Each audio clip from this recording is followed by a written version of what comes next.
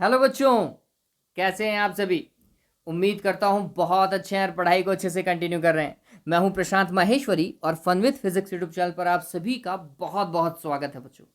आज की video class में हम सुपरपोजिशन प्रिंसिपल और यही सब हेडिंग आप ले सकते हैं, force between multiple electric charges, इस वाले पॉइंट को डिस्कस करेंगे। ये पॉइंट बहुत सिंपल है, बहुत अच्छा है और इस पॉइंट के ऊपर बहुत सारे सवाल हैं।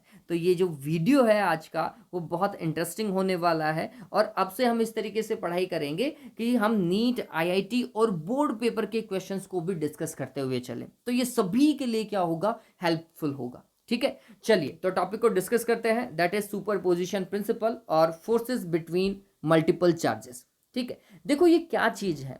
मान लीजिए कि आपके पास में सिस्टम के अंदर इनिशियली आपको पता होगा दो ही चार्ज की हम बात करते थे, एक Q1 और एक Q2। ठीक है, और इन दोनों के मिड में कुछ भी फोर्स लग रहा था। अगर रिपल्सिव फोर्स लग रहा है तो हम कुछ ऐसा बता रहे थे। इस वाले फोर्स को अपन ने F21 लिखा था और इस वाले फोर्स को अपन ने F12 लिखा था। ये तो सभी को पता होगा। F21 का मतलब force on second charge due to first charge, F12 का मतलब force on first charge due to second charge. अरे यही तो था। और जब आप इनको लिख रहे थे तो जब आपने F21 को लिखा था वेक्टर फॉर्म के अंदर तो आपने लिखा था कि Q1 Q2 divided by R21 का स्क्वायर और यहाँ पे R21 कैप। बताओ ऐसा ही किया था क्या वेक्टर फॉर्म। और अगर मैं लिखता हूँ F12 तो हम यही लिख रहे थे कि Q1 Q2 divided by R12 का स्क्वायर एंड R12 कैप। बताओ कुछ यही काम कर रहे थे, इतना ही तो था। लेकिन यहां पर हमारे सिस्टम के अंदर सिर्फ और सिर्फ कितने चार्ज हैं, दो चार्ज हैं। तो ये पार्ट बहुत सिंपल था। ठीक है, लेकिन आप सोचिए कि क्या ये पॉसिबल है कि हमेशा हमारे सिस्टम में सिर्फ दो ही चार्ज हों, इससे ज्यादा चार्ज हो ही नहीं सकते। क्या ऐसा पॉसिबल है? नहीं बच्चों, ऐसा पॉसिबल नहीं है। आपके सिस्टम के अंदर मल्टीपल चार्जेस हो सकते हैं। तो अपन एक सिस्टम बना लेते हैं। ठीक है, एक अपन सिस्टम बना लेते हैं और इस सिस्टम के अंदर समझने की कोशिश करते हैं कि अगर मोर देन टू चार्जेस होंगे तो सिस्टम में फोर्स किस तरीके से बिहेव करेगा। तो मान लीजिए मैं यहां पर सिंपल सा एग्जांपल ले रहा हूं। सिर्फ और सिर्फ तीन चार्ज यहां पर ले लेते हैं। This charge is Q1, this charge is Q2 and this charge is Q3। ठीक है, और यहां पर अपने पास में एक टेस्ट चार्ज ले लेते हैं Q0। ठीक है, ये Q0 चार्ज अपन ने ले लिया। ठीक, चलिए फिर हमें ये पता है अगर Q1 और Q0 दोनों पॉजिटिव चार्ज हों, कैसे चार्ज हों, पॉजिटिव चार्ज हों, तो फिर ये Q1 जो है इस Q0 को इस तरफ रिपेल करने वाला है। ठीक है, मैं इस Q0 के ऊपर रिजल्टेंट फोर्स देखने की कोशिश कर रहा हूं। किसके ऊपर? Q0 चार्ज के ऊपर रिजल्टेंट फोर्स देखने की कोशिश कर रहा हूं, ये ध्यान में रखना। ठीक है, चलिए तो ऐसा कुछ फोर्स लगाएगा। ऐसे ही ये Q2 भी इस Q0 के ऊपर रिपल्सिव फोर्स लगाएगा। इसी तरीके से ये Q3 भी इस Q0 के ऊपर एक रिपल्सिव फोर्स लगाएगा। बताओ ऐसा ही होगा क्या? ये तीन फोर्सेस के ऊपर कुछ इस तरीके से लगने वाले हैं। ये वाला फोर्स Q0 पे लग रहा था। कौन लगा रहा था? फर्स्ट चार्ज लगा रहा था। ये वाला फोर्स अगेन Q0 पर ही लग रहा है, लेकिन इस बार सेकंड चार्ज लगा रहा है। ये वाला फोर्स अगेन Q0 पे लग रहा है, लेकिन कौन लगा रहा है? थर्ड चार्ज लगा रहा है। और ये सारे फोर्स वेक्टर हैं। फोर्स तो वैसे भी बच्चों कैसी क्वांटिटी है? Vector quantity. आप सभी को पता होना चाहिए, इसमें तो कहीं कोई दिक्कत होनी ही नहीं चाहिए, है ना। तो अगर फोर्स वेक्टर क्वांटिटी है और मेरे को Q0 के ऊपर रिजल्टेंट फोर्स निकालना है तो सुपरपोजिशन प्रिंसिपल ये बोलता है कि उस Q0 चार्ज पे लगने वाला रिजल्टेंट फोर्स जो है, ये जितने भी चार्जेस इंडिविजुअली इसके ऊपर फोर्स लगा रहे हैं, है ना, जितने भी चार्जेस इसके ऊपर क्या लगा रहे हैं, इंडिविजुअली फोर्स लगा रहे हैं, मतलब F01, F02 और F03, यही तो इंडिविजुअल फोर्सेस हैं। इन सभी के वेक्टर सम के इक्वलेंट होना चाहिए। The resultant force on Q0 charge will be vector sum of all the forces working on it। ठीक है, जितने भी फोर्सेस के ऊपर काम कर रहे हैं ना, उन सभी का क्या होना चाहिए, वेक्टर सम होना चाहिए। ये कुछ ऐसा बोल रहा है, इतना ही। चलिए अब इनको हम कैसा लिखेंगे, देखो ये F01 इस तरफ काम कर रहा है और इसके लिए डिस्टेंस ये वाली है, ये वाली डिस्टेंस है। इस डिस्टेंस का नाम कितना, R01 वेक्टर। ये वाली डिस्टेंस कितनी, R02 वेक्टर, जो इस तरफ दिखाई दे रही है ना। अगर इनका डायग्राम में देखते वेक्टर में तो ये कुछ ऐसा होता और ये R03 इस तरफ वेक्टर होता। और अगर मैं इसका वेक्टर सम करता तो मैथमेटिकली इसे और कैसे लिखा जाता, इसे कुछ ऐसा लिखा जाता, क्या भाई, के चार्ज Q0 फर्स्ट चार्ज के कारण और R01 का स्क्वायर और यहाँ पर R01 का क्या होगा, कैप होगा। ये तो F01 हुआ। फिर F02 क्या होता, के Q0 सेकेंड चार्ज लगा रहा था, यहाँ पर होता R02 इसका स्क्वायर और यहाँ पे R02 का क्या होता बच्चों, कैप होता। ठीक है, ऐसे ही के Q0 अब इस बार थर्ड चार्ज लगा रहा था, R03 का स्क्वायर एंड R03 कैप। यही तो होता वेक्टर सम, इसके अलावा और क्या होता, और कुछ नहीं है बच्चों, इतना ही है ये पार्ट। ये बात ध्यान में रखिएगा, ये चीज इतनी ही है, इससे ज्यादा नहीं है। अब मैं जो आपको बोल रहा हूँ वो थोड़ा सा समझिएगा। हम क्या बोलना चाहते हैं, इसके अंदर आई जे और के कैप का रूल समझिएगा। आपको पता होना चाहिए ये जो डायरेक्शन है ना, ये प्लस का आई कैप है, ये डायरेक्शन। और अगर मैं इसके अपोजिट चलता हूं तो ये माइनस का आई कैप होगा। फिर इसके परपेंडिकुलर इस तरफ चलते तो प्लस का जे कैप चलते, और अगर इसके अपोजिट चलते तो माइनस का जे कैप चलते। और आई और जे से बनने वाला ये जो प्लेन है, इस प्लेन के अगर परपेंडिकुलर, इस प्लेन के परपेंडिकुलर मतलब 90 डिग्री का एंगल बनाओ, इस प्लेन से 90 डिग्री का एंगल बनाओ और ऊपर की तरफ 90 डिग्री परपेंडिकुलर ऊपर की तरफ जाओ, इस प्लेन से 90 डिग्री ऊपर की तरफ जाओ। मतलब आप जो फोन की स्क्रीन देख रहे हो, इस स्क्रीन से ऊपर की तरफ देखो, परपेंडिकुलर कहाँ की ओर देखो, ऊपर की तरफ देखो। परपेंडिकुलर ऊपर की तरफ देखोगे तो प्लस का के कैप, और परपेंडिकुलर स्क्रीन के अंदर की तरफ देखोगे तो माइनस का के कैप। ये चीज आपको पता होनी चाहिए, क्योंकि कई बार क्वेश्चन के अंदर ये दिया हुआ आता है, कई बार आता है। ठीक है, ये बात तो दिमाग में रहेगा। अगर ये चीज आपको पता है तो बहुत सारे क्वेश्चन हो सकते हैं। मैं जो भी न्यूमेरिकल करवाता हूं मोस्टली उसके अंदर बच्चों स्केलर काम पहले करवाता हूं, मतलब पहले ही मैग्नीट्यूड कैलकुलेट करवाता हूं, उसके बाद में हम काम करने की कोशिश करते हैं, उसे वेक्टर में थोड़ा सा समझने की कोशिश करते हैं। जैसे आपको एक एग्जाम्पल बताता हूं बच्चों, एक एग्जाम्पल ले लेते हैं अपन ट्राइंगल का। ठीक है, ये एग्जाम्पल लिया, हमारे पास में एक ट्राइंगल है बच्चों, और इक्विलेटरल ट्राइंगल मान रहा हूं। कैसा ट्राइंगल मान करके चल रहे हैं, इक्विलेटरल ट्राइंगल मान करके चल रहे हैं। और इस इक्विलेटरल ट्राइंगल के यहां पर क्यू चार्ज है, यहां पर क्यू चार्ज है और यहां पर क्यू चार्ज है। ठीक है, और बोल क्या रहा है बच्चों, वो बोल रहा है कि इसके इस चार्ज पर या कोई भी एक सिंगल चार्ज को चूज कर लो, इसके किसी भी एक चार्ज के ऊपर आपको क्या कैलकुलेट करना है, फोर्स कैलकुलेट करना है। इक्विलेटरल ट्राइंगल सारी साइड्स क्या होनी चाहिए, सेम होनी चाहिए। और बोल रहा है कि कोई भी एक पॉइंट चार्ज चूज कर लो, इसके ऊपर रिजल्टेंट फोर्स देखो।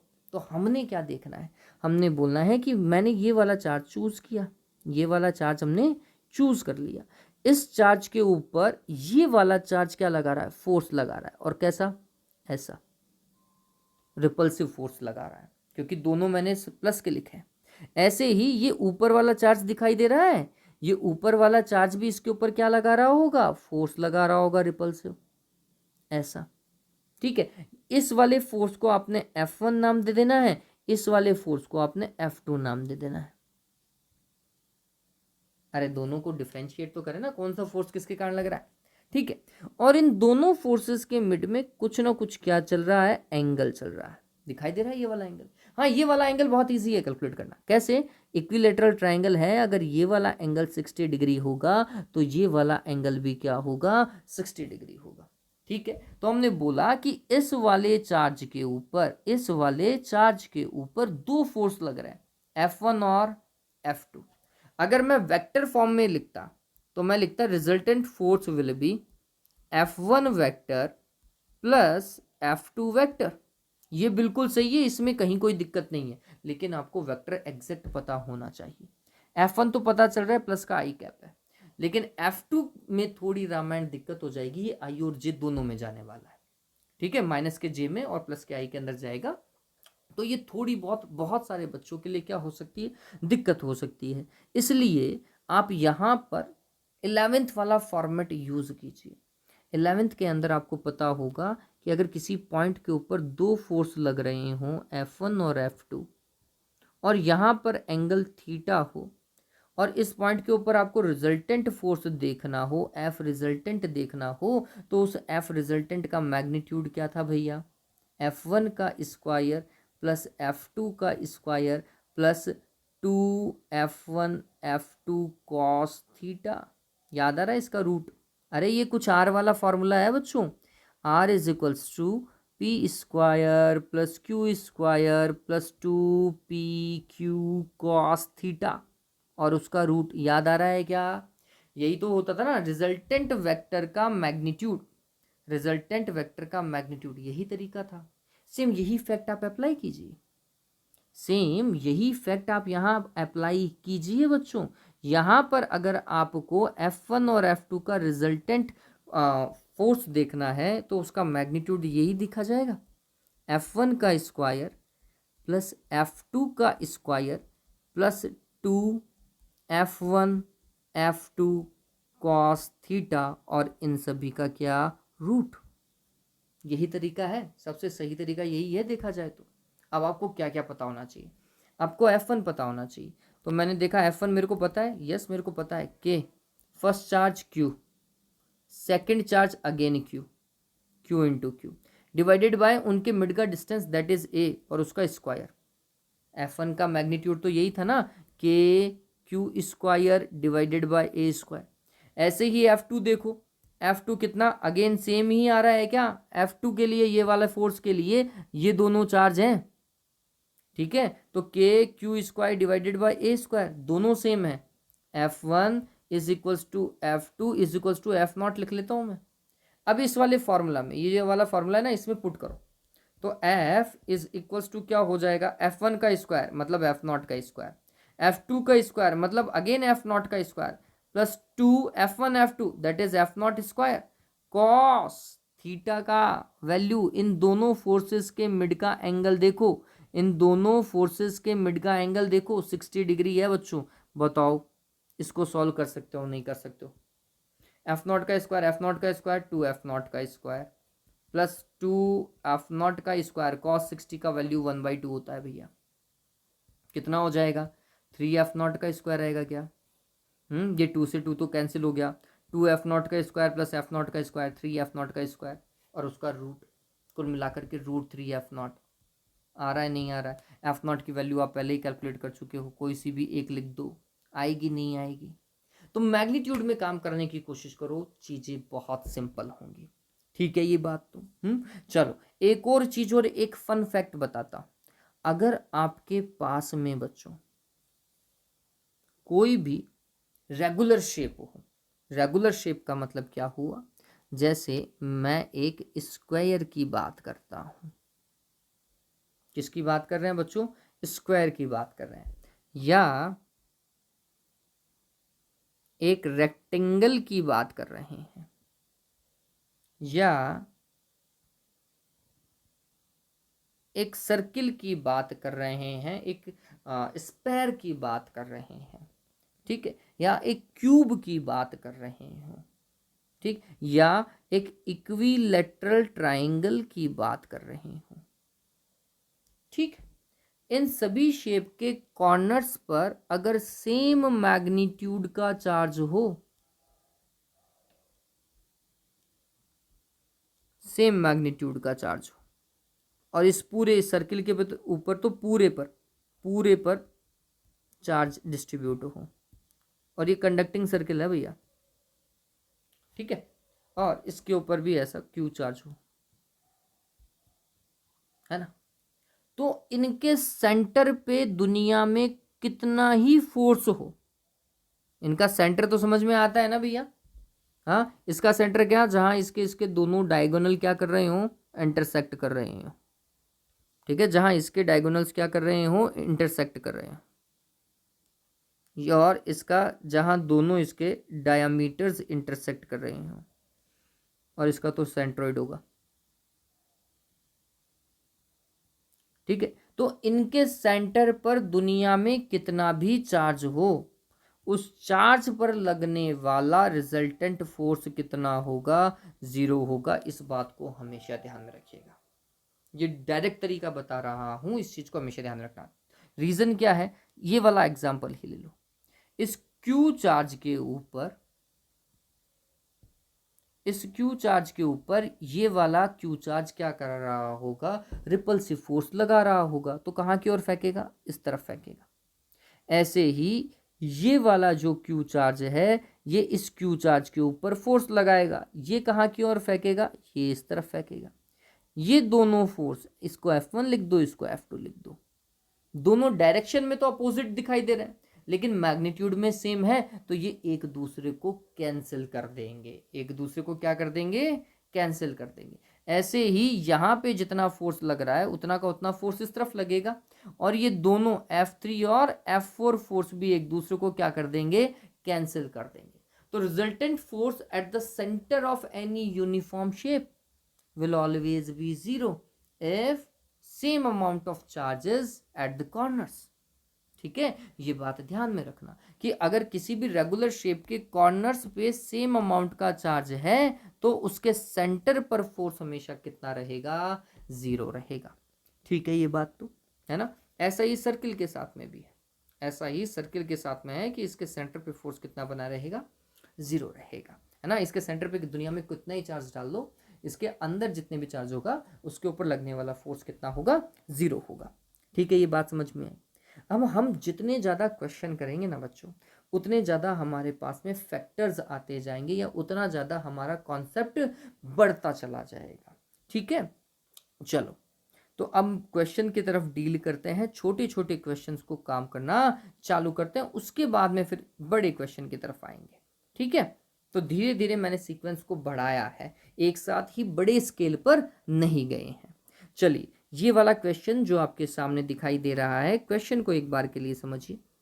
2 पॉइंट चार्जेस, और यहाँ पे चार्जेस लिखे हुए हैं, देखो Q2 का वैल्यू, ठीक है, और Q1 का वैल्यू दिया हुआ है, आर लोकेटेड एट, यहाँ पे वैल्यू दी हुई है, कहाँ पर लोकेट हो रहा है ना, पोजीशन वेक्टर दिया हुआ है। Find F12 and F21 using the vector form of Coulomb's law. अब ये देखा जाए तो ये क्वेश्चन नीट में आ सकता है या फिर बोर्ड पेपर्स में आ सकता है। IIT के अंदर इतना सिंपल सवाल नहीं आ सकता, लेकिन देखो समझो, थोड़ा तरीके से लिखो क्या क्या डेटा दिया हुआ है। तो हमें दिया हुआ है Q1 is equals to 5 into 10⁻⁻6 coulomb, और Q1 का पोजीशन वेक्टर R1 लिख देता हूँ। Q1 का पोजीशन वेक्टर R1 लिख देता। अब Q1 का पोजीशन वेक्टर कौन सा है, तो समझिएगा ये वाला है, ये सेकंड नंबर वाला है, क्योंकि Q1 क्वेश्चन में सेकंड नंबर पे लिखा हुआ है 1 3 2। इसका मतलब I cap plus 3J cap plus 2K cap metres में। ठीक है, ऐसे ही आपको Q2 दिया हुआ है। Q2 कितना दिया हुआ है, 3 इंटू 10⁻⁻6 कूलम्ब। ठीक है, और R2 कितना दिया हुआ है, R2 देखो 351, that is 3I cap plus 5J cap plus K cap. पता चला? फिर यहीं से ही आप R12 वेक्टर निकाल लीजिए। R12 क्या होगा, R1 vector minus R2 vector. ये ध्यान में रखिएगा, R1 वेक्टर मतलब ये, इसमें से इसको सब्ट्रैक्ट करो। कैसे करेंगे, I वाले पार्ट में से I वाले को सब्ट्रैक्ट करेंगे, J वाले में से J वाले को, और K वाले में से K का। ठीक है, तो इसको क्या लिखूंगा मैं, देखिएगा I cap minus 3I cap.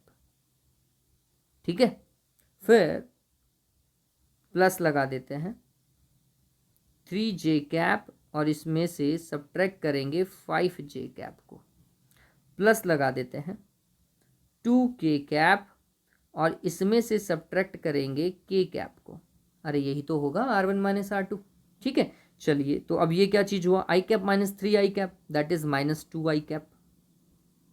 ठीक है, फिर 3j cap minus 5j cap that is minus 2j cap. अरे यही तो है, मेरी मैथमेटिक्स ठीक है ना, देख लो एक बार। फिर 2k cap minus k cap that is k cap. पता चल रहा है ये किसका वैल्यू है बच्चों, R12 वेक्टर है। अगर ये R12 वेक्टर है तो R21 क्या होगा, जहां माइनस है वहां प्लस कर दो और जहां प्लस है वहां माइनस कर दो। अरे जस्ट अपोजिट ही तो होता है ना, R21 क्या होता है, माइनस का R12 वेक्टर होता है बच्चों। तो अगर मैं इसको ऊपर वाले को माइनस से मल्टीप्लाई करूंगा तो ये क्या होगा, 2i cap plus 2j cap minus k cap. बताओ होगा नहीं होगा, अरे ऐसा ही होगा। चलिए अब वेक्टर फॉर्म में देखते हैं। अगर मेरे को F12 वेक्टर देखना है तो मैं क्या लिखूंगा, मैं लिखूंगा इस चीज को बच्चों कि Q1 Q2 divided by R square और यहाँ पर R12 कैप लिखता हूँ। ठीक है, और यहाँ पर भी R12 ही लिखता। ठीक है, चलिए फिर इस चीज को क्या लिखते कि Q1 Q2 divided by R12 का क्यूब और यहाँ पर R12 फैक्टर। बताओ ऐसा लिखते थे नहीं लिखते थे, यही तो तरीका है कन्वर्जन का, है ना। यूनिट वेक्टर को क्या लिखा जा सकता है, यूनिट वेक्टर को लिखने का तरीका क्या होता है, unit vector is equals to vector divided by magnitude. यही तो तरीका है, तो उससे ये मिलता। चलो वैल्यू पुट करो एक बार के लिए कि 9 into 10 to the power 9। Q1 what is Q1, Q1 is 5 into 10 to the power minus 6 microcoulomb में। फिर Q2 that is 3 into 10 to the power minus 6 divided by R12 cube. What is R12, R12 ये दिखाई दे रहा है ये। अब इसका magnitude कैसे निकालोगे रे यार, इसका मैग्नीट्यूड क्या, आई कैप का मल्टीपल। देखना R12 निकाल देता हूं यहां पर, R12 आई कैप के मल्टीपल का स्क्वायर दैट इज माइनस 2 का स्क्वायर 4 होगा। फिर जे कैप के मल्टीपल का स्क्वायर अगेन माइनस 2 का स्क्वायर अगेन 4 ही होगा। फिर के कैप के मल्टीपल का स्क्वायर जो 1 है, 1 का स्क्वायर 1 ही होता है। 4 plus 1 that is √9 and that is 3 metres. बात समझ में आई क्या, बहुत सिंपल है ये चीज तो। तो यहाँ पे R12 का क्या करना है, क्यूब करना है, मतलब 3 का क्यूब, 3 का क्यूब मतलब 3 into 3 9 again multiplied with 3 that is 27। तो यहाँ पर 27 आएगा। और यहाँ पर R12 वेक्टर लिखना है, R12 वेक्टर कितना, minus 2i cap minus 2j cap plus k cap. पता चला ये कौन सा फोर्स है, दैट इज F12 फोर्स। ठीक है, अब इसको आप सॉल्व कर लीजिए, इसको आप सॉल्व करो, कितना आएगा, F12 vector is equals to 5 into 10 to the power, देखो ये 10 की पावर माइनस 12 और ये प्लस का 9 दैट विल बी 10 की पावर माइनस 3। ठीक है, और यहाँ पर minus 2i cap minus 2j cap plus k cap और यहाँ पर न्यूटन लगा दीजिए। वेक्टर फॉर्म में इसका क्या हो गया, आंसर हो गया है। ठीक है, अगर हमें F21 निकालना है तो F21 भी सेम, मैग्नीट्यूड तो सेम ही है 5 into 10 to the power minus 3, लेकिन डायरेक्शन इसकी अपोजिट होनी चाहिए। अपोजिट मतलब R21 होना चाहिए। तो ये लिख दो, अपोजिट कर दो, जहाँ माइनस है वहाँ प्लस कर दो, बस जहाँ माइनस है वहाँ प्लस कर दीजिए और सब कुछ वैसा का वैसा है। मैग्नीट्यूड चेंज नहीं होता, डायरेक्शन चेंज हो जाती है। इतना ही तो काम था, पता चला। तो हमने क्या किया, हमने सबसे पहले Q1 Q2 लिखा, R1 R2 लिखा। फिर R1 R2 लिखने के बाद में अपन ने R12 निकाला और जैसे ही R12 आ गया R21 हाथों हाथ आ गया, जहां प्लस था वहां माइनस कर दिया बस। ठीक है, फिर फोर्स का फॉर्मूला लगाया वेक्टर फॉर्म के अंदर, वैल्यू को पुट किया, जो भी वैल्यू F12 की आई उसका अपोजिट वेक्टर बना दिया तो F21 भी आ जाएगा। बात समझ में आई? फर्स्ट क्वेश्चन डन हुआ। नेक्स्ट क्वेश्चन की तरफ शिफ्ट करते हैं बच्चों। अब इस वाले सवाल में देखो बच्चों, two fixed point charges 4q and 2q are separated by a distance x. Where should the third charge q be placed for it to be in equilibrium? इसका मतलब क्या है?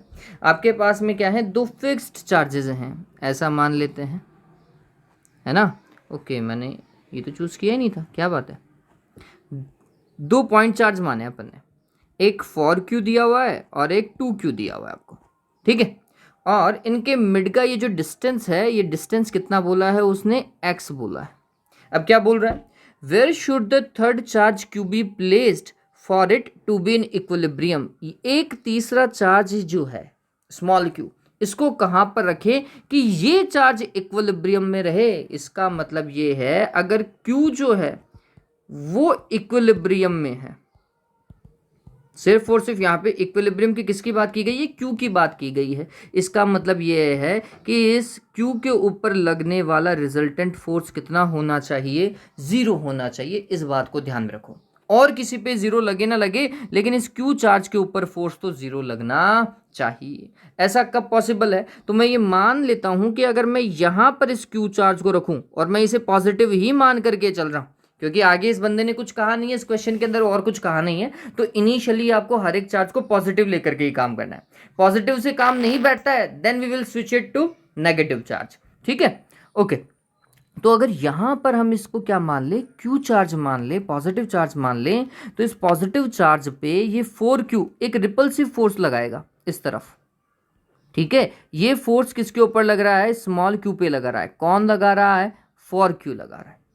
ऐसे ही ये जो 2q है बच्चों, ये भी इस स्मॉल q के ऊपर क्या लगाएगा, एक रिपल्सिव फोर्स लगाएगा। एक पॉजिटिव चार्ज दूसरे पॉजिटिव चार्ज को क्या करता है, रिपेल करता है। और इस वाले फोर्स को क्या लिखेंगे, force on small q due to 2q। ऐसा ही होगा अगर ये दोनों फोर्सेस एक दूसरे के इक्वल हो जाए। पहले तो ये देखो क्या इसके अलावा और कोई फोर्स काम कर सकता है इस q चार्ज के ऊपर, तो हमने बोला 3 पॉइंट चार्ज सिस्टम है, और एक चार्ज के ऊपर ज़्यादा से ज़्यादा 2 ही लग सकते हैं, इसके अलावा और कोई फोर्स नहीं लग सकता, ठीक है। तो अब ये दोनों फोर्स अपोजिट डायरेक्शन में है, बिल्कुल है। तो अगर ये दोनों फोर्स एक दूसरे के इक्वल हो जाते हैं, उस सिचुएशन के अंदर आप क्या मान सकते हैं, हम ये बोल सकते हैं कि क्यू चार्ज पे लगने वाला फोर्स 0 है, ठीक है। ये दोनों फोर्स क्या होने चाहिए, इक्वल होने चाहिए बच्चों, ये दोनों फोर्स इक्वल होने चाहिए, ठीक है। तभी फोर्स, रिजल्टेंट फोर्स क्या होगा, 0 होगा, ठीक है। तो हमने बोला force on small q to be 0, for that force on small q due to 2q is equals to force on small q due to 4q should be equal. यही तो होना चाहिए, यही तो फैक्ट है।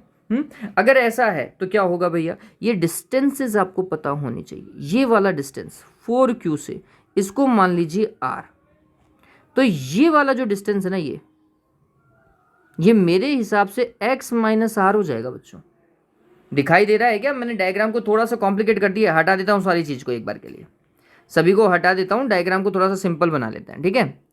आपके पास में एक लाइन है, इस लाइन पर एक चार्ज 4q है, एक चार्ज 2q है, और इन दोनों के मिड का डिस्टेंस हमें x दिया हुआ है।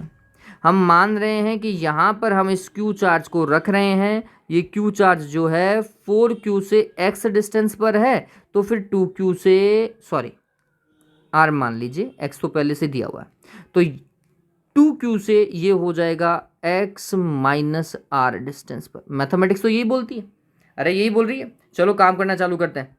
Force on q due to 2q, 2q से डिस्टेंस ध्यान में रखना, कितना, x माइनस आर है, तो हमने लिखा k q1 that is small q, q2 that is 2q divided by r square that is x minus are का whole square is equals to k small q, इस बार फोर्स कौन लगा रहा है, 4q लगा रहा है, डिवाइडेड बाय डिस्टेंस देखो इस बार x स्क्वायर है, ठीक है। यही तो बोल रहा है, where should the third charge q be placed. आपको r कैलकुलेट करना है कि भैया कितना डिस्टेंस पर रखें, ठीक है।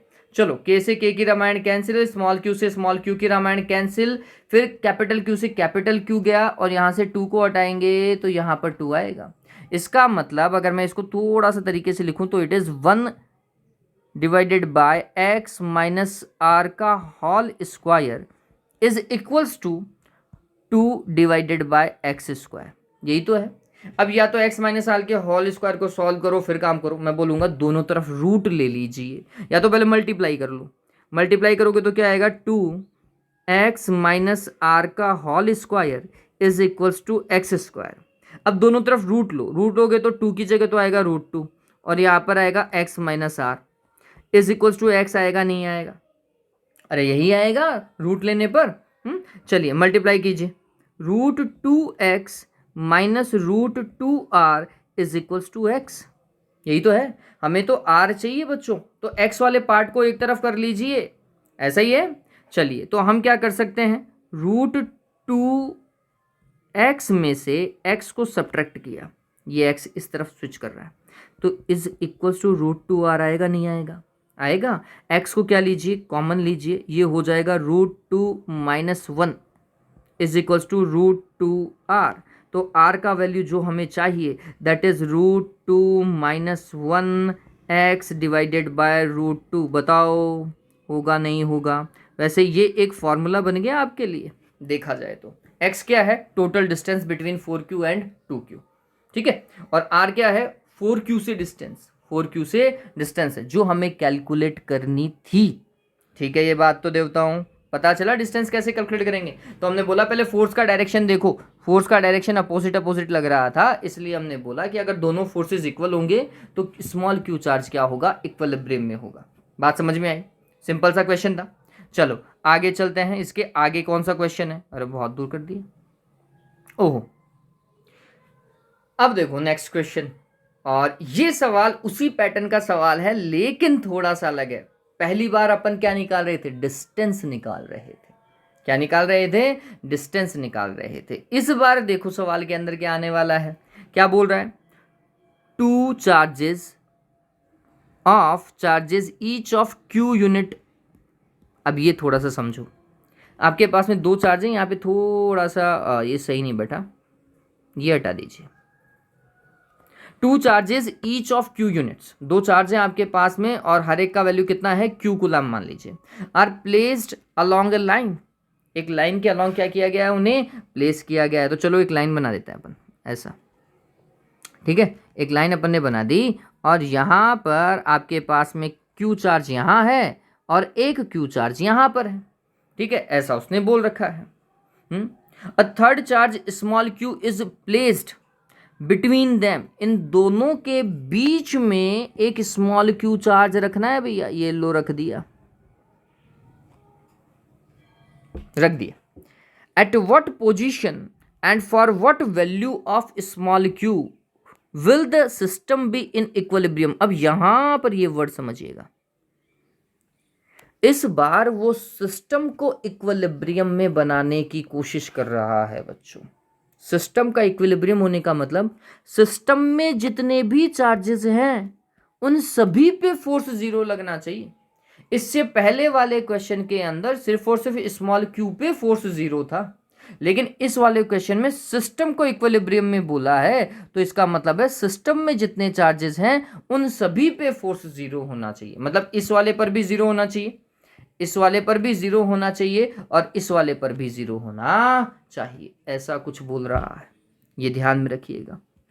चलिए कैसे काम कर सकते हैं वो समझते हैं। और इस स्मॉल क्यू चार्ज को कहाँ पर रखें और इस स्मॉल क्यू चार्ज की वैल्यू कितनी होनी चाहिए, सारी चीजें पूछिए भैया सवाल के अंदर, ठीक है। तो हमने इस बार क्या माना, हम मान लेते हैं कि the distance between both capital Q charges is R. इस बार मैं आर ले रहा हूं और ये वाला जो डिस्टेंस है ना, इसको अपन ने क्या मान लिया है, एक्स मान लिया है।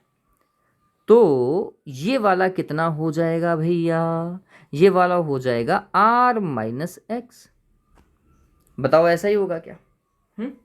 चलो, और सिस्टम का इक्विलिब्रियम, तो चलो पहले मैं इस पॉजिटिव चार्ज को मान करके चलता हूं कि अगर ये क्यू क्या होता है, पॉजिटिव चार्ज होता है ना। अलग से एक रामायण कर लेते हैं यहाँ पर, एक कैपिटल क्यू यहाँ, एक कैपिटल क्यू यहाँ, एक स्मॉल क्यू यहाँ, और स्मॉल क्यू को अपन पॉजिटिव मान के चल रहे हैं। तो स्मॉल क्यू के ऊपर फोर्स देखो, तो स्मॉल क्यू पे फोर्स कैसा, कैपिटल क्यू इस तरफ फोर्स लगा रहा है, ये वाला कैपिटल क्यू इस तरफ फोर्स लगा रहा है। पॉसिबल है, पॉसिबल है, मैं दोनों को कैपिटल क्यू के कारण मान करके चल रहा हूँ, सिंपल लिख रहा हूँ। पॉसिबल है कि इस पे लगने वाला रिजल्टेंट फोर्स क्या होगा, जीरो हो सकता है, क्योंकि ये दोनों फोर्सेस अपोजिट डायरेक्शन में काम कर रहे हैं। ठीक है, तो ये तो इक्विलिब्रियम में हो सकता है अगर इसे अपन पॉजिटिव मान करके चलते हैं तो। ठीक है, अब नेक्स्ट वाला सिचुएशन देखो।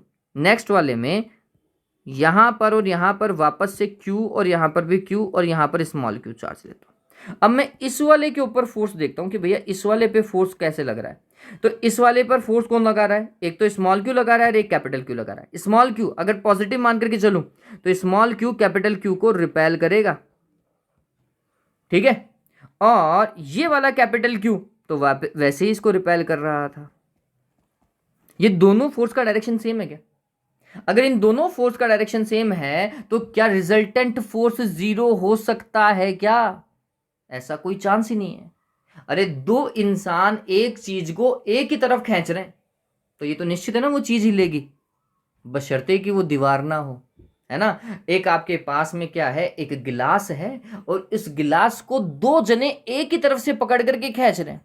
एक गिलास ले लो और इस गिलास को दो जने एक ही तरफ खींच रहे हैं, तो क्या ये गिलास जो है वो अपनी जगह पर रुक पाएगा या फिर आगे की ओर मूव करेगा? आंसर है ये गिलास आगे की ओर मूव करेगा। तो भैया आगे की ओर मूव करेगा तो फिर इसके ऊपर रिजल्टेंट फोर्स जीरो कहां से हुआ? हो ही नहीं सकता। रिजल्टेंट फोर्स जीरो होने के लिए तो फोर्स हमेशा अपोजिट डायरेक्शन में ही काम करने चाहिए। इसका मतलब ये है कि अगर मैं स्मॉल क्यू को पॉजिटिव मान करके चल रहा हूं तो ये क्राइटेरिया फुलफिल नहीं हो सकता बच्चों। चलो नेगेटिव मान करके चलते हैं, नेगेटिव मान करके चलते हैं। अगर स्मॉल क्यू को मैं नेगेटिव मान लूँ, इसका नेचर मैं नेगेटिव मान लूँ, तो क्या ये पॉसिबल है? कैपिटल क्यू यहाँ, कैपिटल क्यू यहाँ, डिस्टेंस अभी आर है, यहाँ पर स्मॉल क्यू नेगेटिव ले लो। अब क्या होगा, इस वाले पे फोर्स देखो, इस वाले पे। ठीक है, कैसे भाई? माइनस का चार्ज एक पॉजिटिव चार्ज को अपनी ओर अट्रैक्ट करेगा, तो ये वाला स्मॉल क्यू के कारण लगने वाला फोर्स तो इस तरफ हो गया, जबकि ये वाला पॉजिटिव चार्ज इस वाले पॉजिटिव चार्ज को रिपेल करेगा। बताओ इस बार फोर्स अपोजिट डायरेक्शन में है क्या? बिल्कुल है। अगर फोर्स अपोजिट डायरेक्शन में है तो ये इक्विलिब्रियम में रह सकता है। ठीक है, ऐसा का ऐसा इस वाले पे देख लो, माइनस का क्यू चार्ज इसको अपनी ओर अट्रैक्ट करेगा, जबकि ये वाला प्लस का क्यू चार्ज इस वाले चार्ज को रिपेल करेगा इस तरफ। वापस से अपोजिट डायरेक्शन में फोर्स है, मतलब ये भी इक्विलिब्रियम में रह सकता है। ठीक है, इस वाले पे फोर्स देखो, स्मॉल क्यू वाले पे माइनस का क्यू चार्ज इसको ये वाला दिखाई दे रहा है क्या, ये वाला कैपिटल क्यू, ये वाला कैपिटल क्यू अपनी ओर अट्रैक्ट करेगा, और इस माइनस क्यू को ये वाला कैपिटल क्यू भी अपनी ओर अट्रैक्ट करेगा। इस पर भी लगने वाले फोर्सेस अपोजिट डायरेक्शन में है बच्चों। अगर अपोजिट डायरेक्शन में है तो इस पर भी रिजल्टेंट फोर्स जीरो हो सकता है। इसका मतलब आपका ये जो क्यू है वो पॉजिटिव ना होकर के कैसा है, नेगेटिव है। ये बात ध्यान में रखिएगा।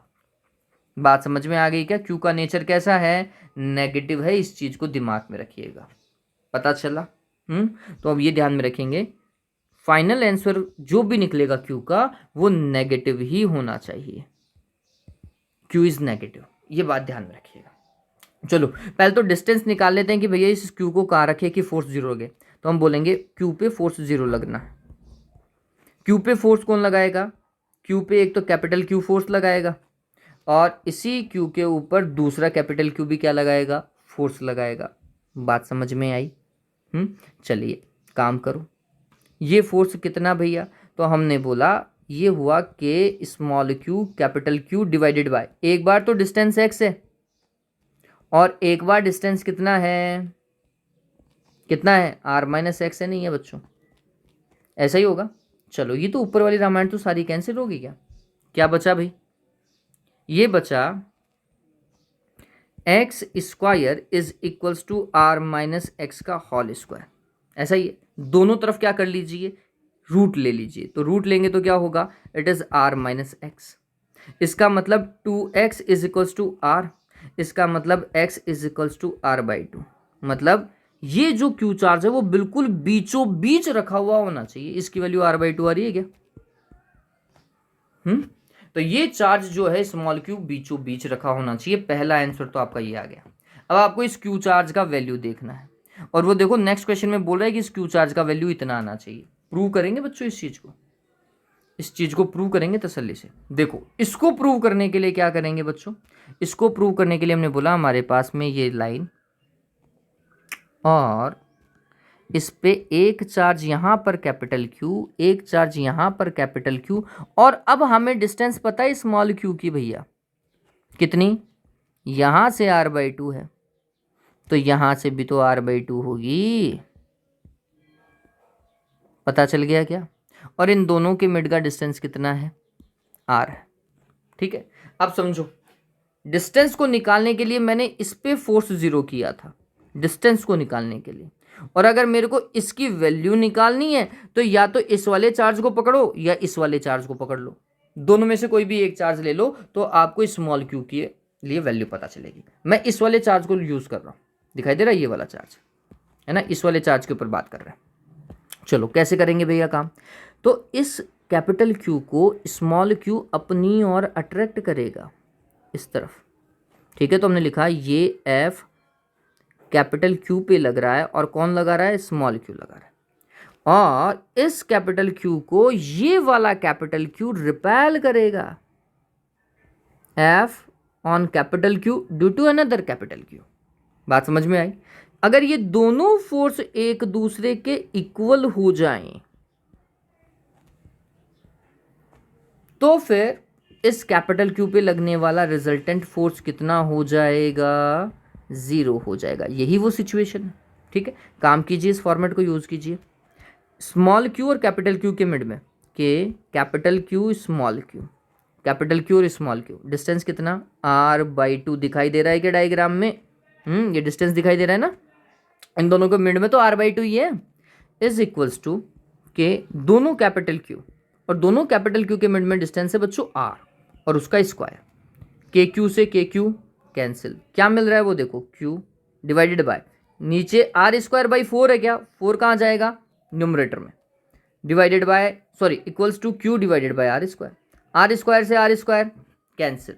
इसका मतलब 4q is equals to capital Q, इसका मतलब q is equals to q/4। Magnitude पता चला क्या? पता चल गया q का मैग्नीट्यूड कितना है? q/4 है। और नेचर हम पहले ही डिस्कस कर चुके हैं, nature should be negative. Nature अगर नेगेटिव है तो फिर ये कितना हो जाएगा? माइनस का q/4 होगा। बात समझ में आई? डन है। और ये क्वेश्चन बहुत बार पूछा गया सवाल है, ये बात ध्यान में रखिएगा। ये सादा सवाल नहीं है, सिंपल सवाल नहीं है। ये क्वेश्चन आप देख लेना, ये पीएमटी में आया हुआ क्वेश्चन, जब पीएमटी चला करती थी तब की बात कर रहा हूँ। बोर्ड पेपर में भी आया हुआ क्वेश्चन है, और जब पीएमटी चला करती थी ना तब ये क्वेश्चन आया हुआ है। ठीक है, नीट की जगह पीएमटी चला करती थी बच्चों पहले, प्री मेडिकल टेस्ट। और ये क्वेश्चन कुछ ज्यादा ही दूर चले गए। नेक्स्ट क्वेश्चन देखिए, 3 charges are arranged in an equilateral triangle as shown। भैया शोन तो किया ही नहीं है, मैं शोन कर देता हूं, ये लो कर देते हैं भैया, शो कर देते हैं। ठीक है, ये ऐसा हुआ, यहां पर a, यहां पर डिस्टेंस है, यहां पर डिस्टेंस है और q। ठीक है, ऐसा मान लेते हैं। बोल रहा है what is the direction of force on plus Q, कोई भी एक प्लस क्यू चार्ज इस पे मान लो, इस पे कौन सा डायरेक्शन होगा? ठीक है, चलो तो इस वाले के ऊपर अगर मेरे को फोर्स देखना है तो क्या होगा? ये वाला स्मॉल क्यू इसको रिपेल करेगा भैया, ये ऐसा टनिंग। ठीक है, और ये वाला क्यू इसको वापस से रिपेल करेगा, ये इस तरफ फेंकेगा। होगा नहीं होगा? इस वाले फोर्स को मैं F1 मान लेता हूं, इस वाले फोर्स को मैं क्या मान लेता हूं? F2। और यहां पर एंगल कितना है? 60 डिग्री है। बताओ मेरे को 60 डिग्री कैसे पता चला? थोड़ी देर पहले डिस्कस किया अपन ने। ये वाला एंगल इक्विलैटरल में 60 है तो ये भी तो 60 होगा। तो रिजल्टेंट फोर्स जो है इनके बिल्कुल बीचों बीच जाएगा, ये मेरे को पता है, ये मेरे को पता है। ये रिजल्टेंट F रिजल्टेंट है भैया, ये बिल्कुल बीचों बीच से जाएगा। बीचों बीच से मतलब यहाँ से ये कितना एंगल बनाएगा, 30 डिग्री बनाएगा, इतना फिक्स है। ठीक है, ये F1 से भी 30 बनाएगा और ये F2 से भी कितना बनाएगा, 30 बनाएगा। बताओ F रिजल्टेंट कैलकुलेट कर सकते नहीं कर सकते? पहले तो F1 और F2 देखो। F1 का वैल्यू कितना, K small Q divided by A square, और ऐसे ही F2 देखोगे तो वो भी इतना ही आएगा, K small Q divided by क्या, ए स्क्वायर। दोनों क्या है, सेम है। मैंने ये पहले भी बताया था, F1 और F2 क्या है, सेम है, जिसे आप क्या मान सकते हो, F0 मान सकते हो। तो रिजल्टेंट फोर्स Fr क्या होगा, ये होगा F1 का स्क्वायर प्लस F2 का square plus 2F1 F2 cos 60। बताओ ऐसा ही होगा क्या? हाँ चलो, F1 का वैल्यू और इनका वैल्यू सेम है, तो ये F0 का स्क्वायर प्लस F0 का स्क्वायर प्लस 2F0 का स्क्वायर और cos 60 लिख दें। cos 60 का वैल्यू 1/2 है, अरे है नहीं है, cos 60 का वैल्यू 1/2, तो यहाँ पे 2F0 का स्क्वायर प्लस 2F0 का स्क्वायर मल्टीप्लाइड विद 1/2।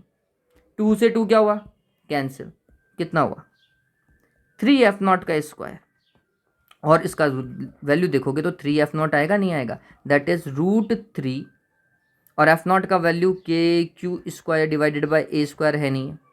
फोर्स पता चला, रिजल्टेंट फोर्स कितना है, अरे ये पता चला क्या बच्चों रे? हाँ देवताओं, हाँ ये पता चल गया।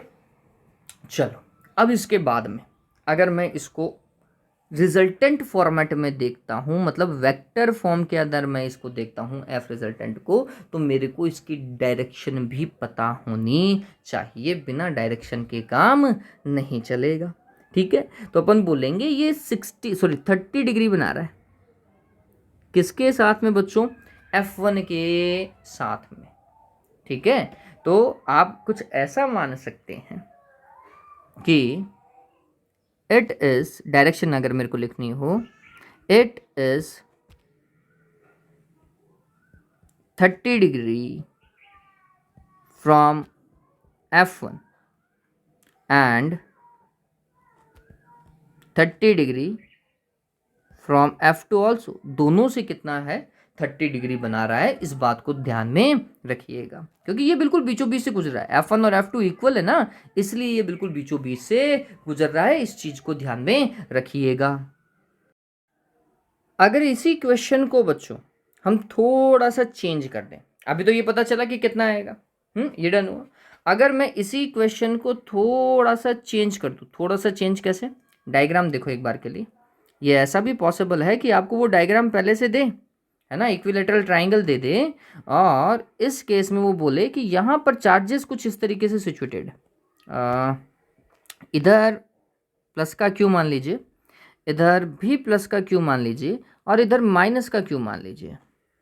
ये साइड ए मान लीजिए, ये साइड ए है, ये साइड ए है, और बोले कुछ इस तरीके से कि इस वाले पॉजिटिव क्यू पर, इस वाले पॉजिटिव क्यू पर कितना फोर्स लग रहा है।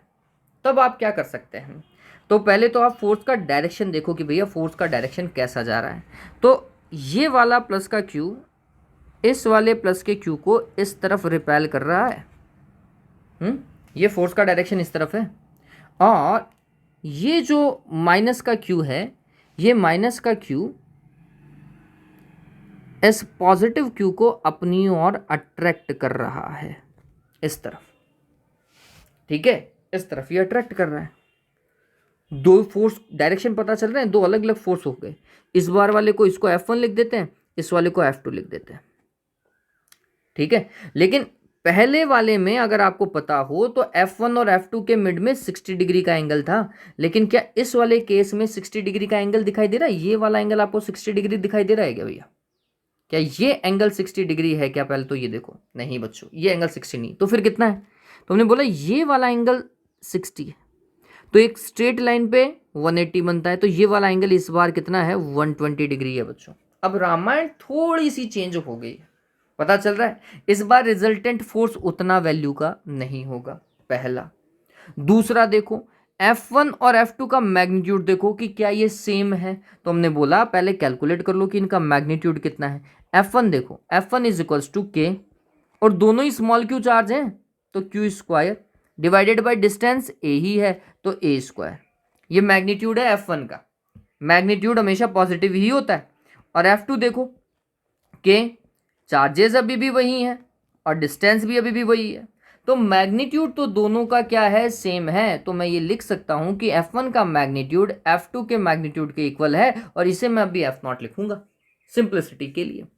ठीक है, ये बात। तो अगर ये दोनों वैल्यू सेम है बच्चों, तो फिर रिजल्टेंट फोर्स बिल्कुल बीचों बीच से जाएगा, F रिजल्टेंट तो ऐसा ही जाएगा। ठीक है, इस केस में अगर मेरे को डायरेक्शन को डिफाइन करना हो तो मेरे लिए और इजी है।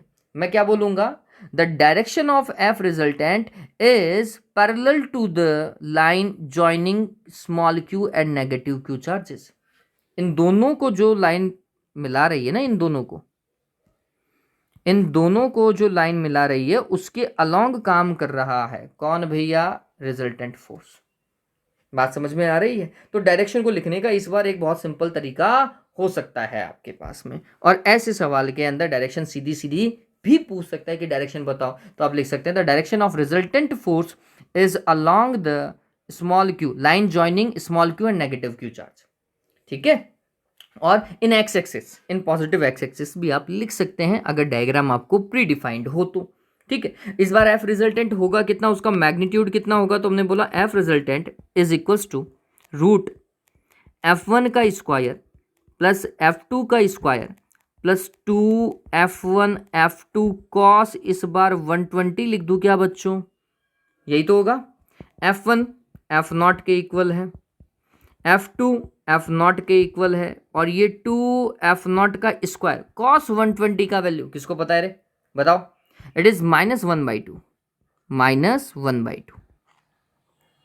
ठीक है, तो क्या होगा, 2 से 2 तो कैंसिल, और ये जो F0 है इस बार माइनस का F0 का स्क्वायर हो गया, तो ये कुछ ऐसा 2F0 का स्क्वायर माइनस F0 का स्क्वायर का रूट।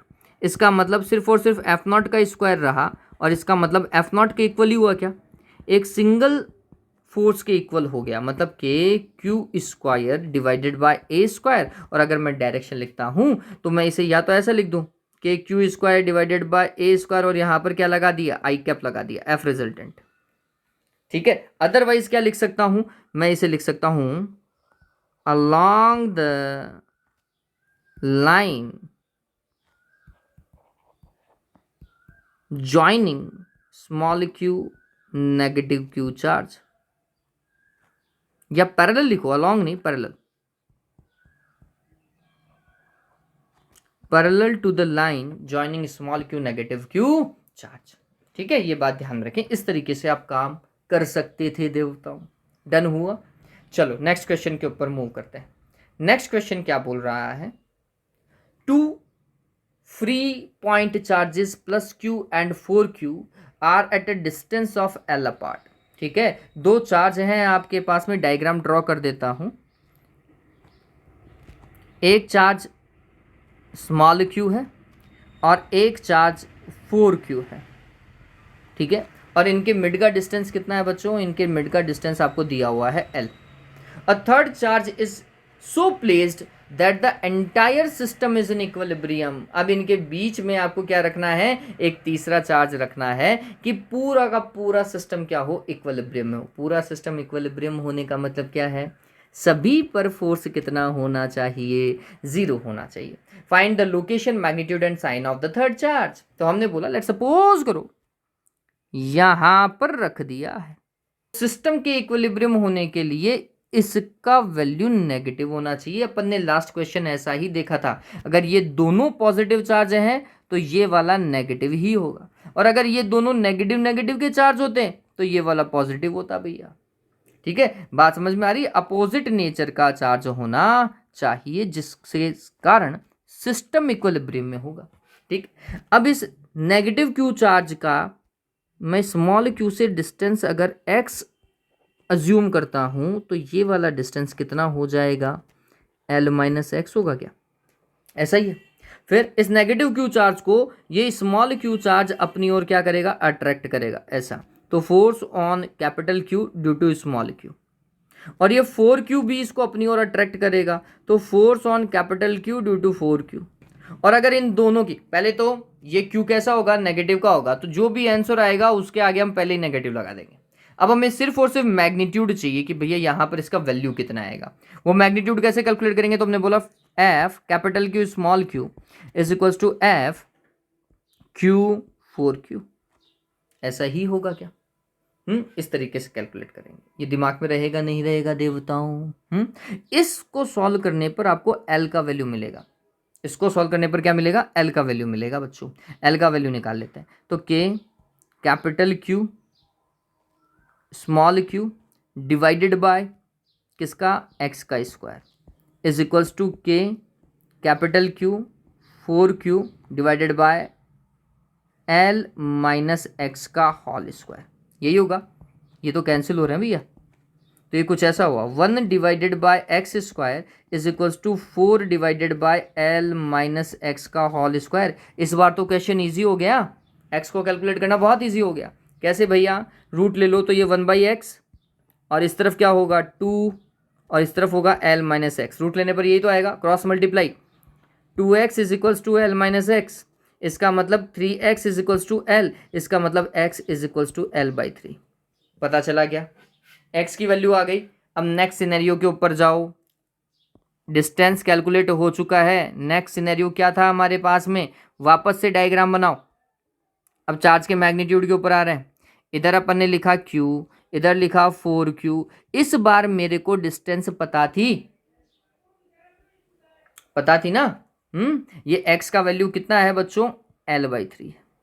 ठीक है, x का वैल्यू L/3, तो यहां पर ले लिया। ये तो कम आ रहा है,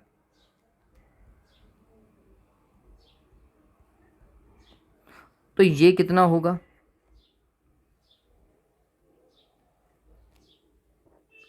टू L/3 होगा, नहीं होगा, माइनस करोगे तो। और अब आपको कोई भी एक चार्ज ले लो जिसके ऊपर फोर्स देखना हो। ठीक है, मैं इस बार चलो ये 4Q वाले ले लेते हैं। तो ये माइनस का चार्ज अट्रैक्ट करेगा इसको, है ना, तो ये force due to capital Q। और ये वाला प्लस का चार्ज इस वाले 4Q चार्ज को रिपेल ही करेगा, force due to small q। अपन इस 4Q के ऊपर रिजल्टेंट फोर्स देख रहे हैं जीरो होने के लिए। ठीक है, तो अपन ने बोला कि F कैपिटल Q और F स्मॉल q के कारण फोर्स इक्वल है, अपोजिट डायरेक्शन में लग रहा है। पहले तो कैपिटल Q के कारण देखते हैं। कैपिटल Q के कारण डिस्टेंस देखो, ये दिखाई दे रही है, 2L/3 है। तो हमने लिखा K capital Q 4Q divided by 2L/3 का whole square is equals to K small q के कारण देखेंगे तो 4Q small q divided by L का स्क्वायर हो जाएगा। क्या इन दोनों के मिड में तो L ही है, ये वाला डिस्टेंस तो L ही है क्या बच्चों? अरे देवताओं, ये समझ में आ रहा है नहीं आ रहा?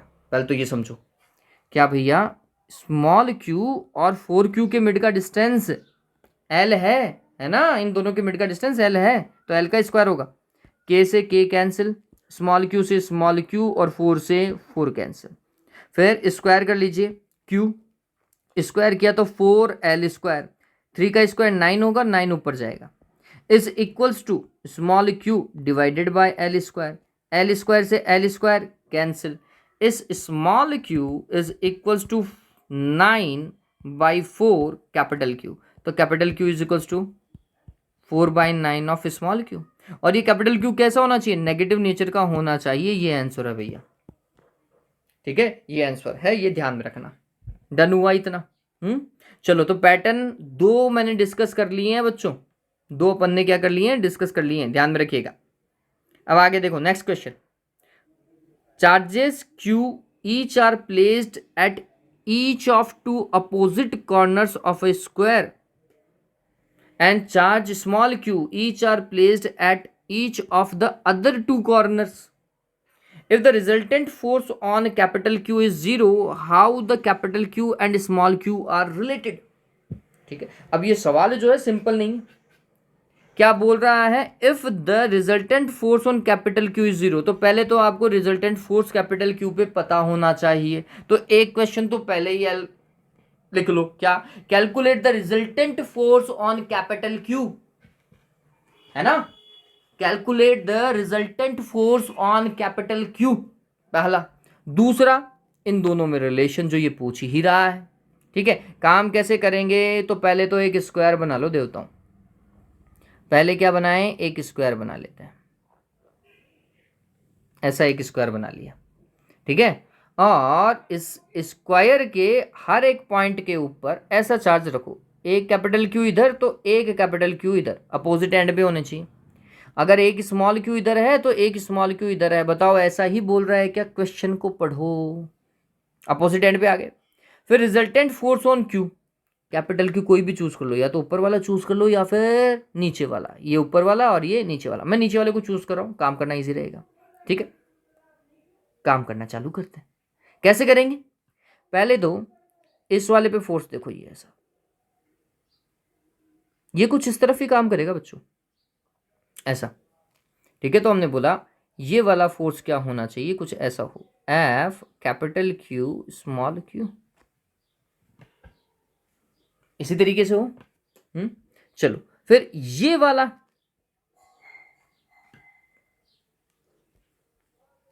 इसको इस तरफ,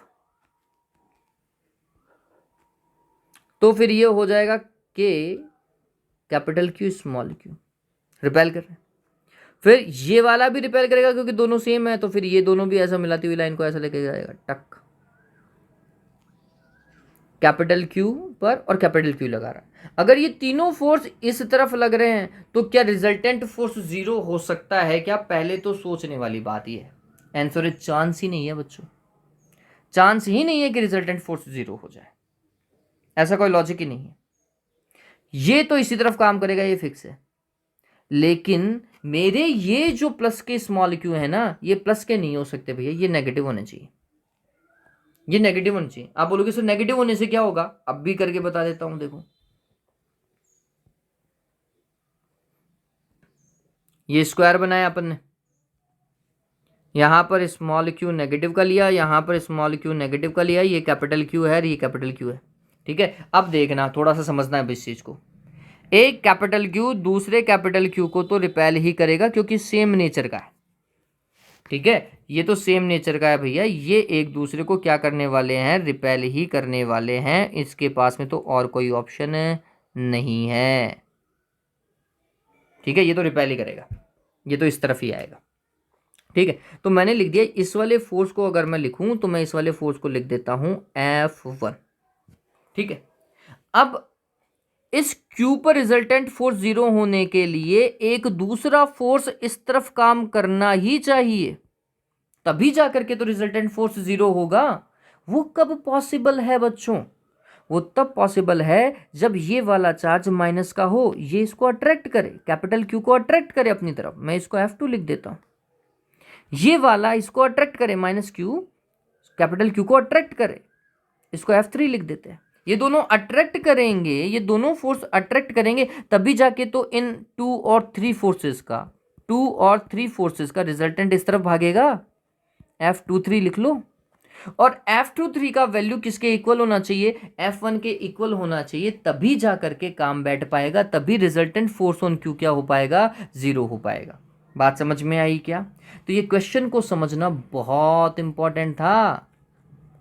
ठीक है, ये क्वेश्चन को समझना इंपॉर्टेंट है। डन हुआ? चलो काम करते हैं। कैसे काम करें? तो पहले सभी का मैग्नीट्यूड कैलकुलेट करो, आपको मैग्नीट्यूड पता होना चाहिए। इस साइड को मैं ए मान लेता हूं, ये साइड ए मान लेता हूं, ये साइड ए मान लेता हूं, ये साइड भी ए मान लेता हूं। तो फिर ये कैपिटल क्यू और कैपिटल क्यू के मिड का डिस्टेंस √2a होगा, नहीं होगा? पाइथागोरस लॉ लगा लो। पाइथागोरस तो आप सभी को पता है, व्हाट इज पाइथागोरस थ्योरम? पता है ना क्या होता है? परपेंडिकुलर का स्क्वायर प्लस बेस का square is equals to hypotenuse का स्क्वायर, और ये हाइपोटेनस ही था बीच वाला, है ना? तो उससे काम बैठ जाएगा अपना। डन हुआ? तो आपको √2 वहां से पता चलेगा। तो मैं पहले कैलकुलेट कर रहा हूं कि भैया मेरा F1 कितना आ रहा है। F1 किसके मिड में लग रहा है? कैपिटल क्यू और कैपिटल क्यू के मिड में लग रहा है।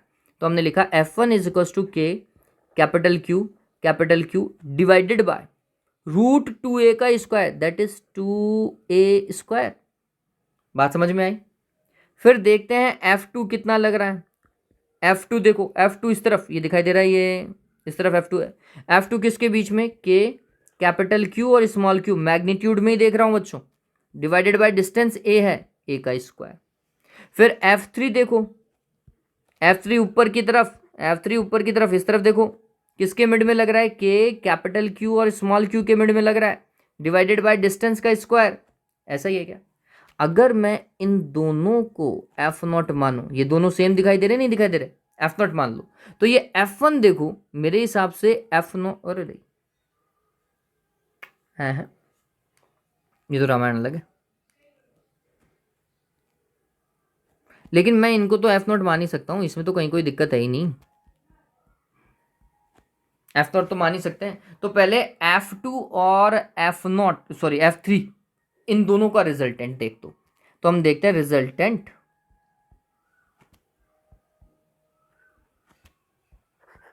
Of F2 and F3। तरीका तो यही होना चाहिए, इन दोनों का रिजल्टेंट देखो, और वो रिजल्टेंट कौन है बच्चों, F23 है।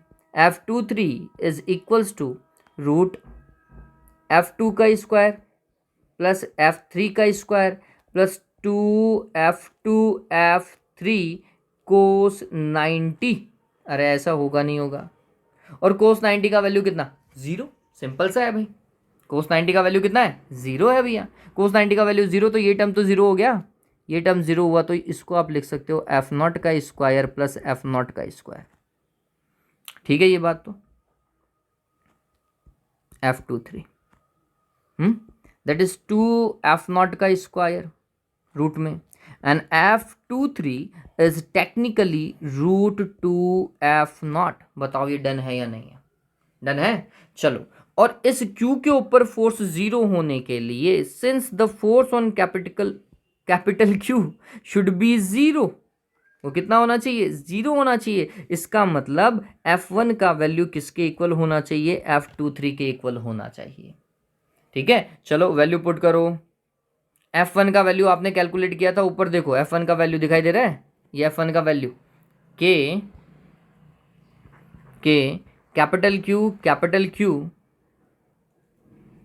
Divided by 2a square is equal to F23 is root 2F0। F0 कितना है, K capital Q small q divided by a square. देखो ऊपर दिखाई देगा आपको F0,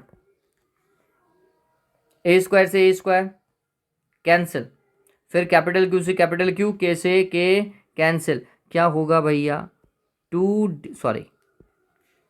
Q divided by 2 is equals to root 2 small q। इसका मतलब capital Q is equals to 2 root 2 small q। इतना डन हुआ क्या, मैग्नीट्यूड पता चला, लेकिन एक पॉजिटिव है और एक नेगेटिव है, ये तो मैग्नीट्यूड में हुआ। अगर आपको एक्चुअल रिलेशन देखना है तो एक पॉजिटिव और एक नेगेटिव होना चाहिए ना। तो हम बोलेंगे कि ये Q जो है वो नेगेटिव है, इसका मतलब capital Q is equals to minus का 2 रूट 2 स्मॉल q। एक पॉजिटिव और एक नेगेटिव होना चाहिए, ये बात ध्यान में रखना। तो अगर एग्जाम में रेशो का क्वेश्चन आ जाता है Q divided by small q, तो एक जगह दिया हुआ है 2 रूट 2 और एक जगह दिया हुआ है माइनस का 2 रूट 2, तो आपका आंसर कितना होना चाहिए, माइनस का 2 रूट 2 होना चाहिए। इस बात को ध्यान में रखिएगा, ठीक है। चलो, तो उम्मीद करता हूं कि ये जो चीजें हैं, ये सारा का सारा वो पार्ट था जो कि नीट आईआईटी में पूछा गया है, सीबीएसई बोर्ड पेपर में पूछा गया है, वेरियस पेपर्स में पूछा गया। वेरियस पेपर समझ रहे हो ना, आपके बोर्ड एग्जाम्स के जो क्वेश्चन थे इनमें भी आए हुए क्वेश्चन है ये, ठीक है। तो अगर ये चीज आपको समझ में आ गई है तो मेरे हिसाब से आप दुनिया में और सारे सवाल भी आसानी से कर सकते हैं। अगर आपको और भी क्वेश्चन चाहिए इसी पैटर्न के ऊपर, अलग अलग तरीके के और भी क्वेश्चन चाहिए नीट और आईआईटी के, तो प्लीज़ कमेंट कर दीजिएगा, एक और वीडियो लेक्चर हम इसी के ऊपर लेंगे, ठीक है। उम्मीद करता हूँ ये चीज़ आपको समझ में आई होगी। Have a good day, take care.